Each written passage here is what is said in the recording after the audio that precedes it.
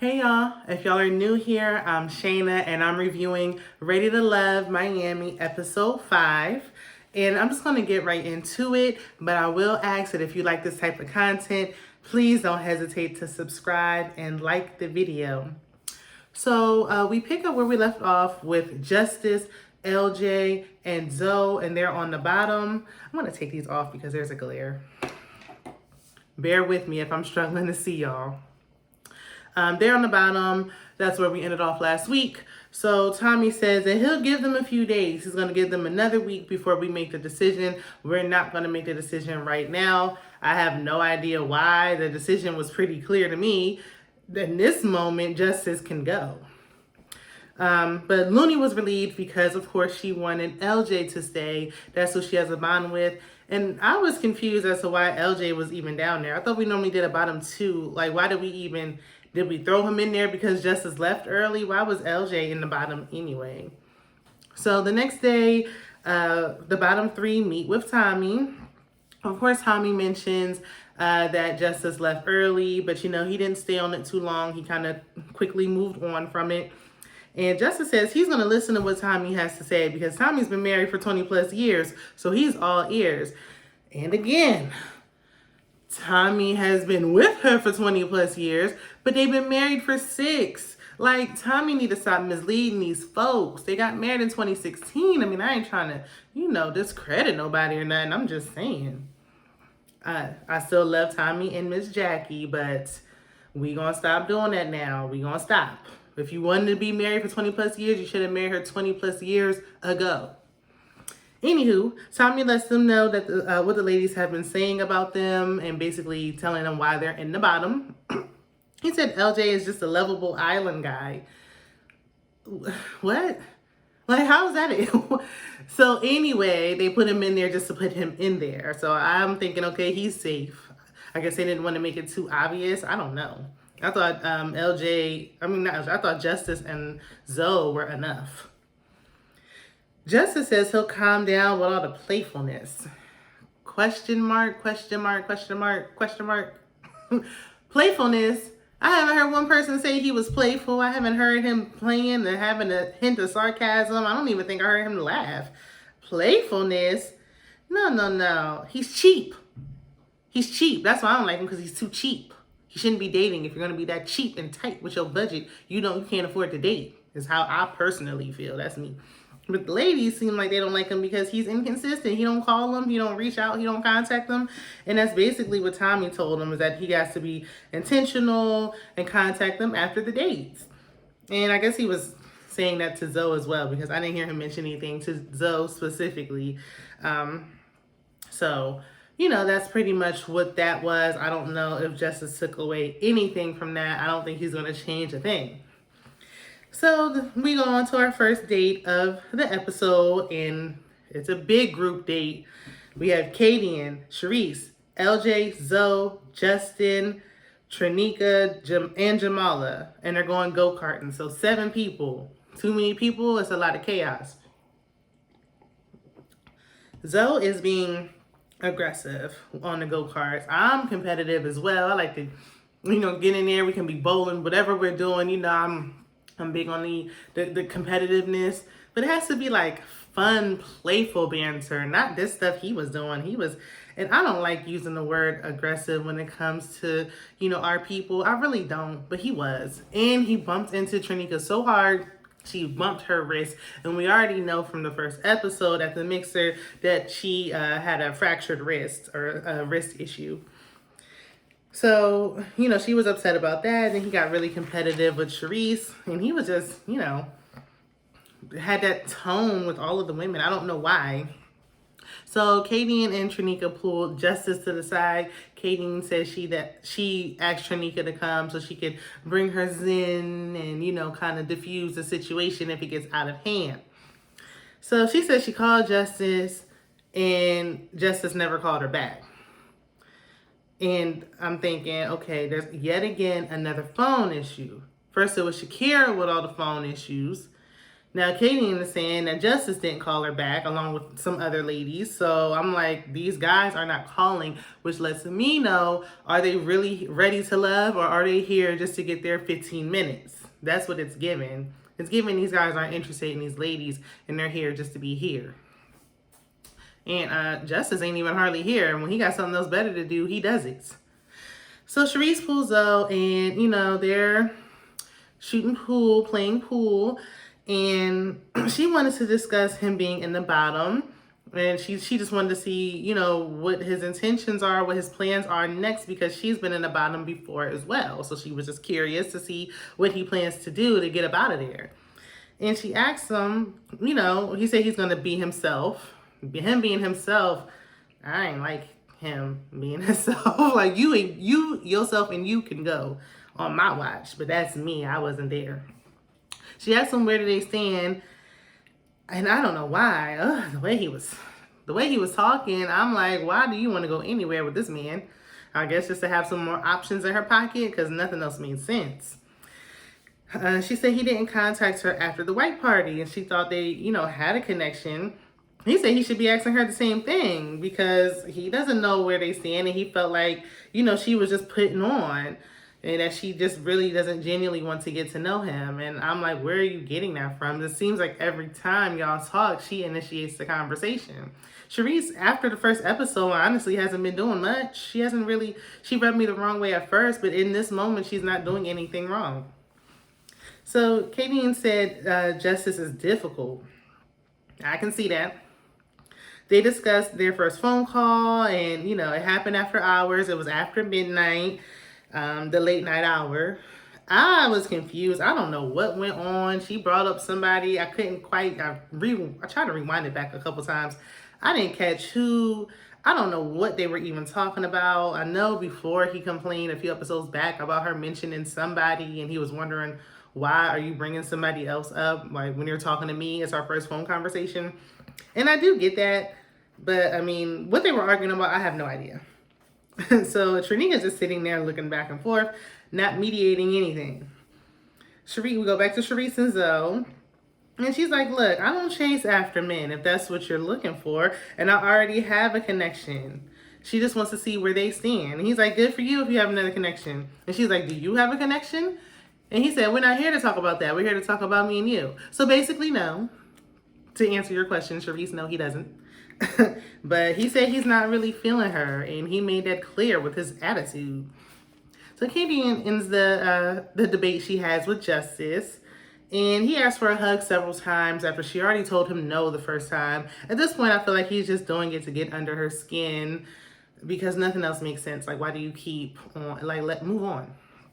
So Trinika speaks up finally and says she doesn't have any issues with Justice, but she can understand why the ladies thinks he's shallow. But again, she don't feel that way. Giving very much pick-me energy. She was giving pick-me energy all episode long, if you ask me. I know nobody asked me, but I'm going to go ahead and let y'all know that she was giving pick-me energy. Because if you wanted to talk about how you can see how the ladies feel that way, you don't have to keep reiterating that you don't. We got it, girl. You like him. You don't care how cheap he is. Got it. Justice thinks that Katie likes him, and that's why she's being mean to him. It's giving like 5-year-olds, like, oh, she's just being mean to you because she likes you. I just think that's her personality. She may be attracted to him. Like, I can see maybe she does, possibly have some attraction to him, but I think she's just being how she normally is. That's just her personality. So Zoe is raising his voice at Charisse and calling her fake. They're going back and forth. It's getting a little bit heated that the others can hear him. She don't like his tone. So, Katie gets up. That's her cue to leave. She can go try to step in and diffuse their situation so she can get out of her own thing. And I just think at this point, Justice got saved. Zoe can go. So we move on and before they left, they were leaving to leave the go-karting place. And Alonzo, we should start calling him Alonzo, he left and he didn't even say anything to anybody. He just left and didn't say bye or nothing. Shows, what's to come with the rest of this episode. So Shakira and her flower meet with Tommy, and she lets him know that Kadeen told her business, and she felt a way about it. We don't have a clue what this business is. I don't know if it was just edited out or what, but I didn't hear her say anything in particular. I didn't hear her like spell out what her business was. We don't know. All we know is that you had a hard pass, but we don't know what it was. We just keep hearing you talk about it, whatever it is. I mean, not to take away from what you've gone through, but if you're not going to say what you've gone through, please don't bring it up anymore. I don't want to sound, like I don't have any compassion, because I do. But I don't know what I'm being compassionate about. Like, please don't bring it up anymore. You know, he told her that he'll talk to the ladies, and let them know that that wasn't okay. And she has the night off. She doesn't have to come to the women's lounge later on to deliberate. He's just gonna let her be done, be done with it for the night, and he's gonna take over. I think she should leave the show. She should self-eliminate. She needs to heal from her past, whatever trauma she's gone through. She felt like guys wouldn't want her with, I guess, whatever past she had, whatever past trauma she dealt with. I don't see why they wouldn't want her because of that. That has nothing to do with your present nor your future. She's also insecure about being a single mother. So I think she just needs to heal first and fully get over that before she starts dating anybody. We move on, and Samson, Looney, and her Benz, because they ain't showing nobody else's car. Well, they did show another car, but for the most part, they weren't really showing the cars, but they showed Looney pulling up with that Benz. I see you, girl. We got Big Mike and Brandy, and they have a double date at the park. They have a little picnic date. And Mike was feeding Brandy, and they basically forgot that Looney and Samson was already there. Like, they should have just had a one-on-one. I don't know. I don't think they've had any real one-on-ones yet, besides, when she was letting him know that he's still ready to love. Otherwise, yeah, they need some more alone time. But I keep thinking, Brandy, you put all of your eggs in that basket, and right now it's fine, but later on, that could be a problem. So, they have strong sexual chemistry between them.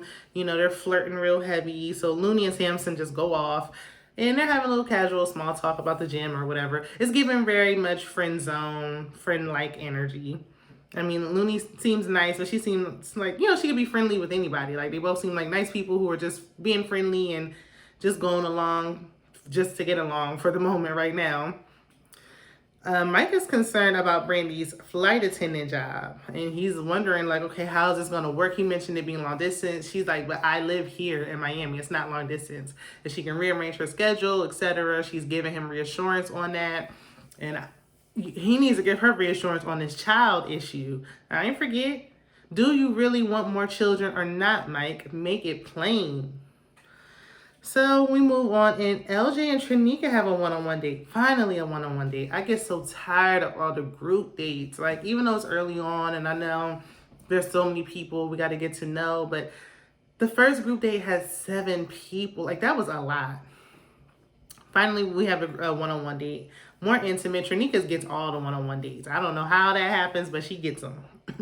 And so he said, he's, feeling a little insecure about being at the bottom. Who wouldn't? And she said, you're not at the bottom with me. And again, no one's at the bottom with you, Trinika. You like everyone. So, yeah. But she does. I mean, if she's playing the game, she's playing it well, because she's got these men convinced. And she really had me convinced. She seems really genuine when she does have these one-on-one dates. She asked about his daughter, and I thought that was very nice, very thoughtful. She said that, he started to reach out to her, and he checks on her every day.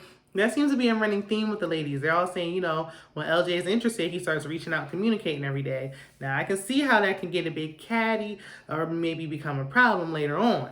But for now, it's good. He's getting up out of that bottom for sure.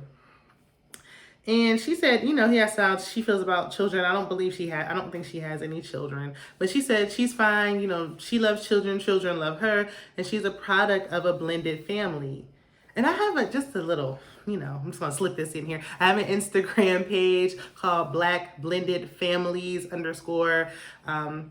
and I really am going to get back to posting on there regularly again because I love seeing a blended family. It gives, single parents hope that it's not over. Like, if it didn't work out the way you wanted to, I know you still have the desire of a family. It just gives us some motivation and some hope that there is still a chance that you can have that family that you want. You're just gonna have to blend it, and that's okay. And I'm just trying to manifest it myself, really. So, but I love that she said that. She said her bonus mom has been in her life since she was 1 year old. So she's grown up with this woman. This woman truly is a bonus mom because she's known her all of her life. So I thought that was great.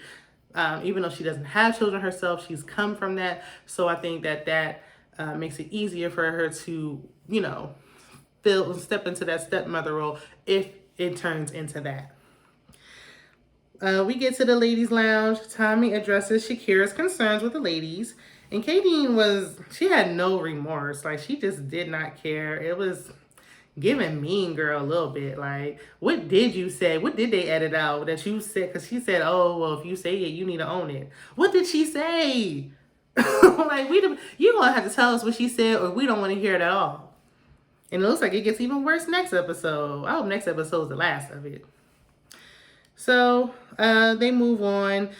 They're telling them who they're interested in, blah, blah, blah. The ladies got a little catty over Randall. I forgot that they didn't do an elimination last week because we didn't see any of Randall this week. But Kayla, mentioned him, and then Jamala was rolling her eyes, and then vice versa. And I said, ooh. Usually the women have, on all of these shows, like we see the women coming together, they usually link up and have, at least if they're going to get into it, not this early on, but already right off the bat, I see eyes rolling and lips popping, and they are not really feeling each other. So we get to, the bottom two, of course, is Zoe and not LJ. LJ was safe, like I said. It was Zoe and Justice. Trinika takes Justice out and lets him know that, he's still ready to love. And, she said the next date is on you. And I was like, are the producers not paying for the dates? I hope this was a joke. Because, of course, he said, yeah, I can pick the next date. It's going to be free. And she just laughing. Girl, what? Girl, it's hard out here, but it ain't that hard. It can't be that hard. It can't be. Ooh. So, Zoe stands Brandy up. Doesn't say a word, sends her straight to voicemail. And I'm like, after whatchamacallit, I forgot her name, stood Tommy up last season and she tried to say it was fake. I'm like, did he let them know he wasn't coming? Or did he really stand her up? But judging by the way he left out of the go-kart place, I think he really stood her up. Because she had a plate of food and everything. She was really waiting for him. No call, no show. He knew what time it was. But he could have at least came and said he's going to just eliminate himself or try to, beat her to the punch. He just didn't even show up at all. And I thought that was really tacky. The way he handled the women, I did not like. I mean, the streets was talking, and I ain't going to go into too much detail, but I heard that he don't like us. So maybe that's why he has that tone, because he doesn't care for us. I don't know what it was. All we can do is speculate. But he didn't feel the ladies, and he doesn't have respect for them or their time. And so I'm glad that he didn't show up. He can get gone. Justice can go next. And we'll see what happens next week. So let me know what you guys are thinking of Miami so far. I'm still hearing mixed reviews. I don't know if y'all thinking that Miami is bringing the heat like we thought it was. I think the season's pretty good. But I think the guys are not there for love. I think they are just there to be on TV. I do not think anyone is genuinely looking for anything. But be sure to like, comment, share, and subscribe. And I'll see you guys on the next one. Bye.